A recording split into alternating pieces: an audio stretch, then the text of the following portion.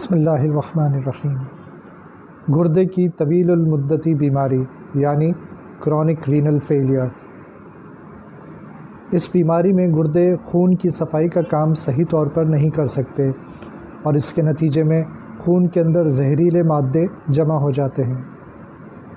یہ بیماری پانی کے کم استعمال کی وجہ سے نہ صرف زیادہ ہو سکتی ہے بلکہ بعض اوقات انتہائی خطرناک صورت بھی اختیار کر سکتی ہے، حتیٰ کہ موت کا سبب بھی بن سکتی ہے۔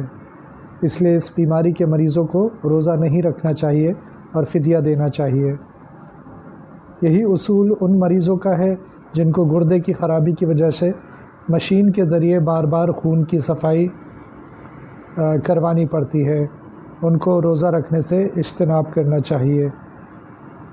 ایکیوٹ رینل فیلئر کے مریضوں کو ڈاکٹر کی ہدایت کے مطابق دواؤں اور پانی کا مناسب اور بر وقت استعمال کرنا ضروری ہوتا ہے، لیکن اس بیماری میں مکمل صحت یابی کا امکان زیادہ ہوتا ہے، اس لیے ان مریضوں کو صحت یابی کے بعد قضا روزے رکھنے کا موقع مل سکتا ہے۔